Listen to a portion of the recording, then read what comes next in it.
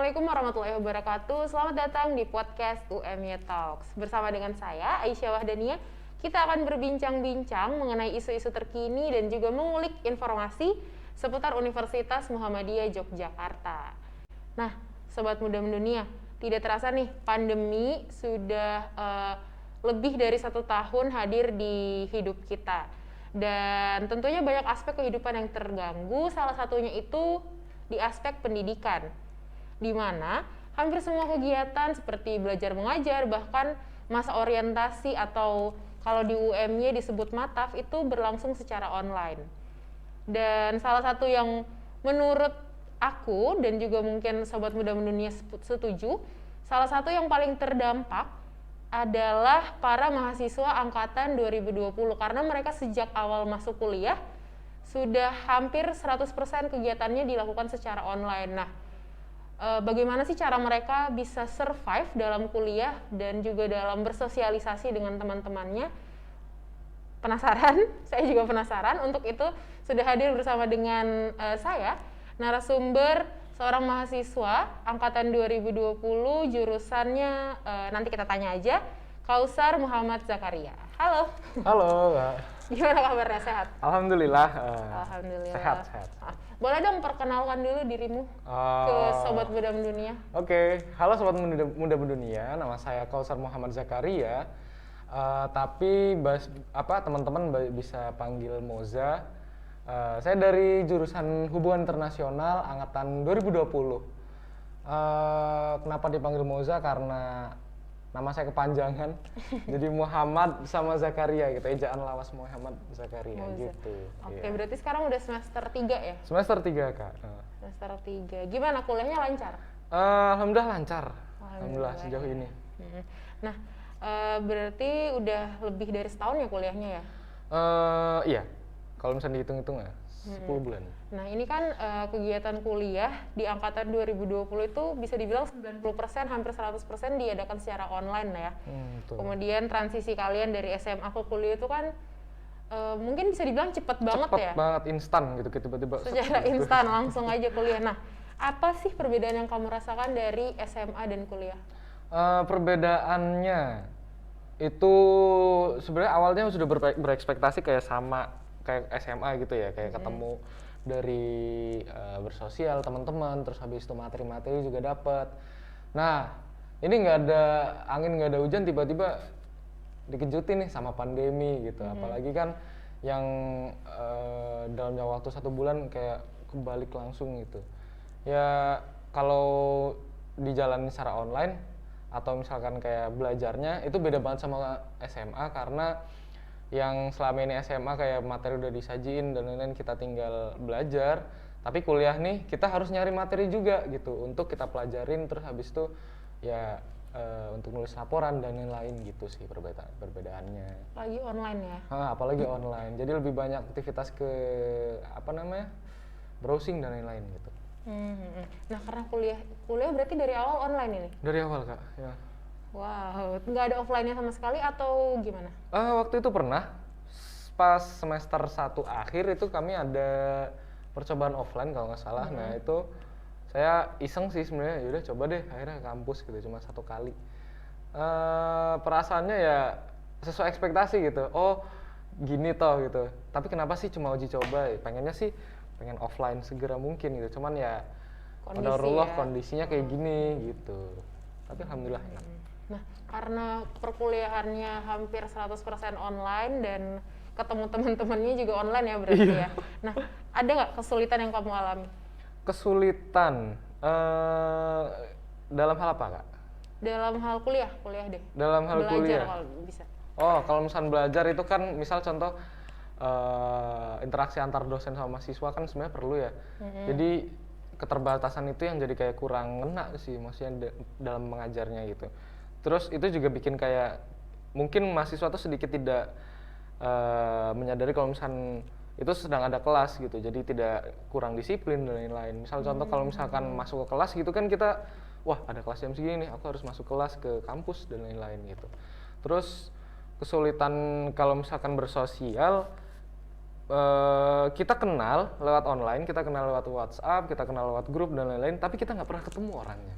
Itu yang kurang gitu. Kamu sebenarnya wujudnya seperti apa gitu, asik kayak gini dan lain-lain, tapi kita nggak pernah interaksi langsung karena mungkin di luar pulau dan lain-lain gitu. Kak.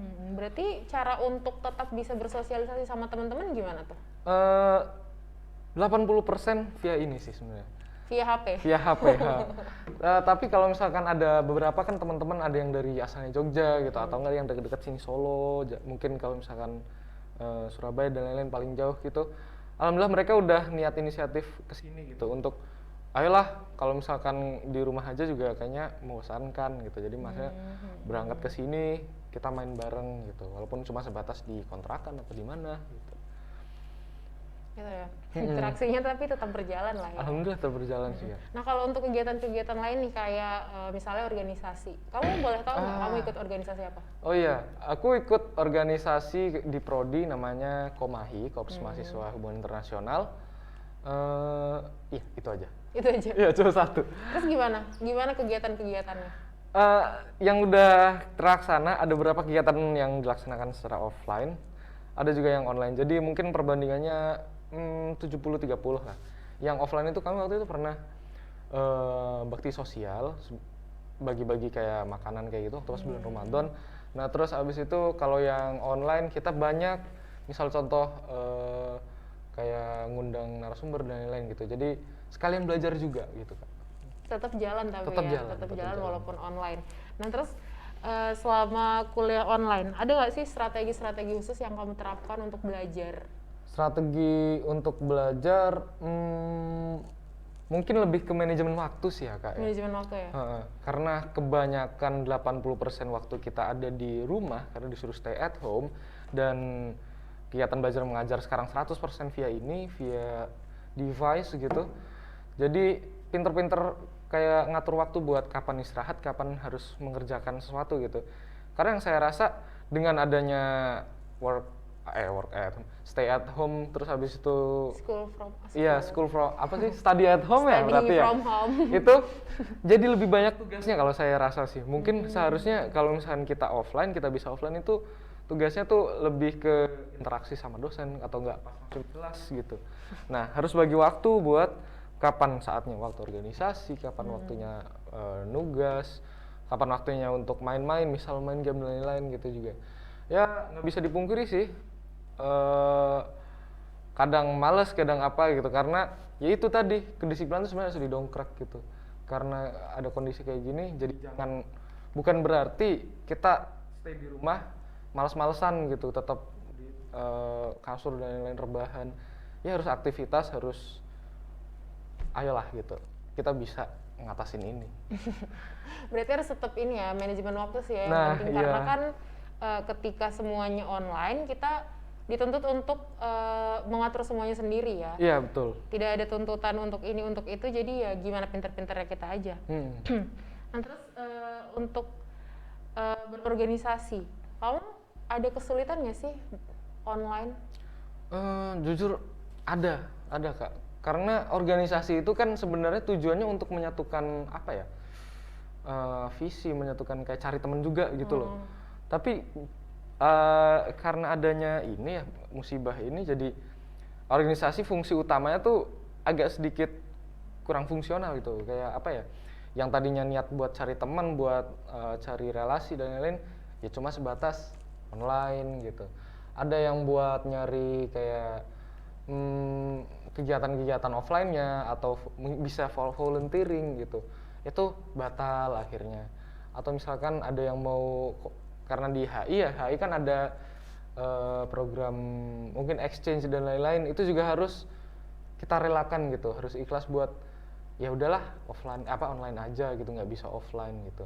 Jadi cukup disesali sih, cuman ya gimana lagi, harus dihadapi dengan senang hati gitu.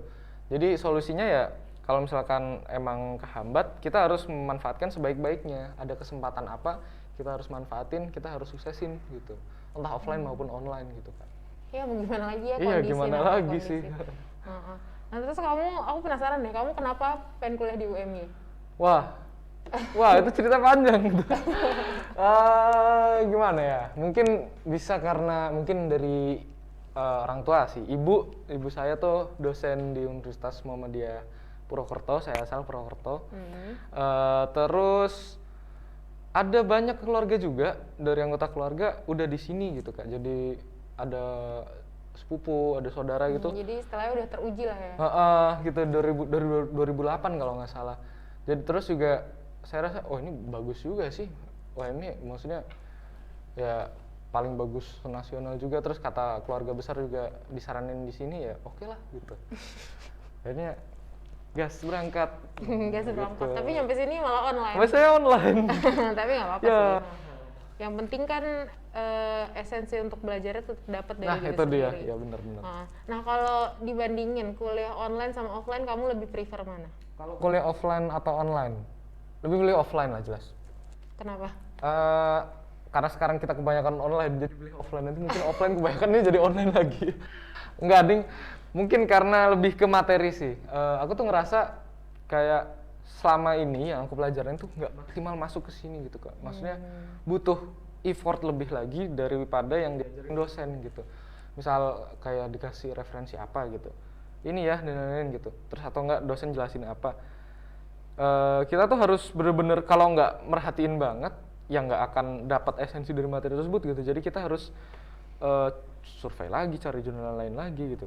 Dan ekspektasiku kalau misalkan offline gitu kan dalam kelas bisa tanya, bisa langsung apa gitu. Meskipun di online bisa tanya juga, tapi kalau misalkan di offline tuh ngerasa kayak ini loh beneran belajar gitu. Nggak kalau misalkan misal online kayak cenderung dengerin orang ngomong doang gitu, terus jadi mau ngomong apa ya kayak gini ya, tadi bisa lupa lagi dan lain-lain. Fokusnya itu juga beda gitu. Itu yang bedanya offline sama online yang kayak gitu sih. Jadi mungkin lebih prefer offline. Terus temen juga, ketemu temen-temen itu sih. Nah kalau dari tadi kan kita udah ngomongin kesulitan-kesulitannya. Iya nih. Nah kalau keuntungannya sendiri dari kuliah online, ada nggak yang kamu rasakan? Kayak mungkin jadi lebih bebas atau gimana? Ya, keuntungan jelas ada, dan mungkin lebih ke arah yang agak-agak ya gitu. Maksudnya ya itu tadi waktu di awal udah menyebutin kayak agak males gitu. Emang agak males sih, mager dan lain karena ngapain gitu. Tapi sebenarnya itu tuh harusnya tuh jangan jangan dikembangkan, jangan dibiarin. Kalau misalnya keuntungan nggak ribet, satu, nggak perlu jauh-jauh kampus atau nggak perlu misal yang dari rumah gitu kan, dari Jawa, ya, nggak usah jauh-jauh ke sini. nggak perlu ngeluarin biaya mahal buat ke Jogja atau kemana lagi gitu.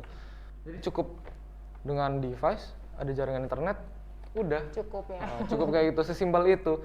Cuman di sini ada beberapa tipe orang yang nggak bisa belajar dengan cara itu kan Kak. Itu sih yang Cara belajar orang beda-beda. Kalau kamu cara belajarnya gimana? Nah kalau jujur aja aku lebih cenderung ke offline sih. Ketemu orangnya, maksudnya ketemu dosennya, Ngobrol ketemu ya? materinya dan ngobrol gitu. Jadi lebih nyambung, lebih masuk. Nah terus tadi keuntungannya apa? Keuntungannya, nah itu keuntungannya hemat. Hemat ya? Keuntungannya dan simple gitu. Lebih simpel Cuma ya? set buka, ketik-ketik, nggak usah pindah kemana-mana gitu. Yang penting fokus, nah itu jauh lebih simpel gitu. Nggak usah perlu nyari dosen ke sana sini gitu. Dan bisa dilakuin di mana aja. Nah betul, bisa Karena di kafe, platform, bisa di ya, mana. karena platformnya belajar UMY juga kan diaksesnya mudah ya. Nah iya bener, KRS, My Class dan lain-lain mantap sih. Aku salut. Nggak jujur aja Kak. Terus nah, kamu ini kan berarti dari Purwokerto ke Jogja udah 1 tahunan ya? Dari September. Dari September ya. Terus gimana kehidupan di sekitar kampus di UMY sendiri? Waktu awal-awal tuh saya bener-bener nggak tur kampus sama sekali Kak. Mungkin jadi ini saya datang ke sini tadi Pak gedung yang mana ya gitu. Padahal gedung Visipol. Padahal gedung Visipol, padahal gedung HI sendiri gitu. Jadi ya mungkin kalau misalkan untuk maba-maba 2021 aku saranin buat tur kampus deh gitu, daripada tanya kakaknya juga nggak tahu 2020 ini kampus ini ruangan di mana dan lain-lain gitu. Terus waktu pas awal-awal kan karena aku asrama mahasiswa juga kan Kak, Unires gitu. Jadi di situ kayak lebih ke karena itu ada programnya sendiri gitu. Jadi aku ada fokus ke program asrama mahasiswa itu tentang keagamaan dan lain-lain. Tapi kalau misalnya ke kampus itu cuma sekali 2 kali dan nggak explore ke seluruh kampusnya gitu loh. Nah, ini buat jadi pelajaran aja sih. Terus gimana? Kamu ada nggak sih ngerasain kayak kan selama pandemi ini nih UMY banyak bisa dibilang turun tangan ya ke mahasiswa kayak misal bulan Ramadan kemarin iya, bagi-bagi takjil. Nah itu kamu sempat ngerasain nggak? Sempat, dan jujur aja itu extraordinary banget sih, maksudnya jarang gitu kan yang mahasiswanya dikasih dalam tanda kutip apa ya, bantuan ya, mungkin bisa dibilang feedback gitu. Ada yang misal uang jajannya habis dan itu bisa ngehemat banget sih, jujur aja aku wah keren banget sih inovasi kayak ini. Hemat ya, berarti bulan Ramadan ya? Iya gitu ya, emang programnya untuk berbagi kan, bulan Ramadan buat ya memperbanyak amal dan lain-lain. Ya aku juga bersyukur alhamdulillah sih bisa Terbantu lah ya. terbantu buat mahasiswa, apalagi waktu pas akhir-akhir bulan. Oke, itu tadi berarti kamu bisa dibilang cukup banyak ya pengalamannya walaupun mungkin online. Iya, dan cukup explore ya anaknya di kampus. Iya, dan itu kalau misalkan nggak inisiatif sendiri gitu kayaknya nggak dapet gitu sih. Kayak misal contoh ikut UKM atau misalkan ikut organisasi. Kalau misalkan nggak ikut organisasi dalam kayak apa ya, aku pengen untuk buat ke kampus buat cari teman baru gitu. Jadi kita yang pengen, jangan kita yang apa nungguin gitu. Nunggu dipanggil jangan ya. Bener. Berarti emang kuliah offline ini sobat online ini sobat muda mendunia kita harus punya inisiatif yang tinggi ya. Nah iya itu dia. Bener. Itu Karena kalau nggak ada inisiatif siapa lagi gitu kalau bukan diri kita yang mau ngajak kita. Nah terus nih kamu kan udah semester 3, mau ketiga berarti ya. Nah kamu ini nggak, misal nanti balik ke Purwokerto ini nggak bakal kayak mengajak nggak kayak ngajak buat kuliah di UMY? Iya. Tentulah. Saya di sini nggak ada temennya. Di sini cuma ada satu temen dari SMA, satu SMA gitu. Enggak, maksudnya kayak misalkan ada tingkat. Iya. Kalau ada tingkat, nah. Om pengen kuliah nih di mana ya? Bakal merekomendasikan UMY nggak? Waktu itu sempat pernah kayak gimana ya, nginfluence atau gimana ya? Ayo dong sini UMY gitu. Soalnya di Purwokerto juga Muhammadiyah linknya juga lumayan bagus gitu.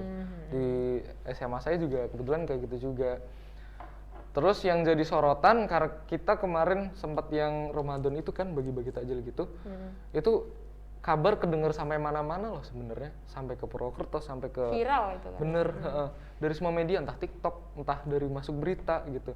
Jadi ya saya sih kalau misalnya itu dukung banget ke adik kelas gitu buat di sini. Kenapa enggak gitu?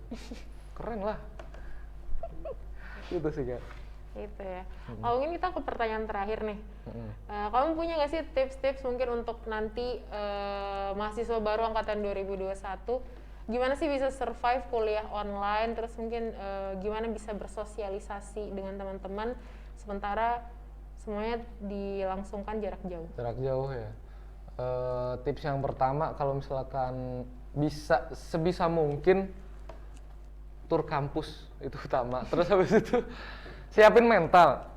Dalam tanda arti di sini tuh apa ya? Kamu di sini belajar tapi dengan atmosfer yang beda banget. Jadi belajarnya nggak kayak belajar gitu. Jujur aja kayak merugikan sih.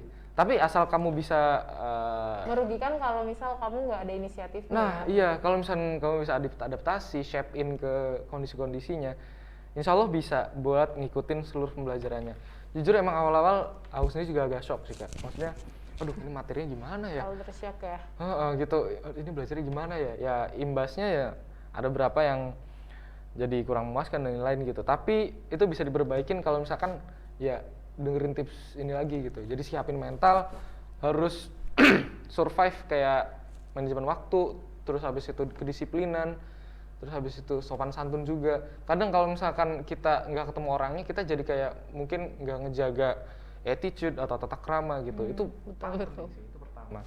Nah terus kalau misalkan sosialisasi, sebenarnya nggak usah takut nggak punya temen gitu. Pasti semuanya ada, pasti semuanya bakal nge-backing, asal kita juga jaga, yaitu tadi jari kita dijaga gitu. Kalau misalkan nah itu dia, kalau misalkan emang belum pernah ketemu ya usahakan first impersonate orang yang baik gitu.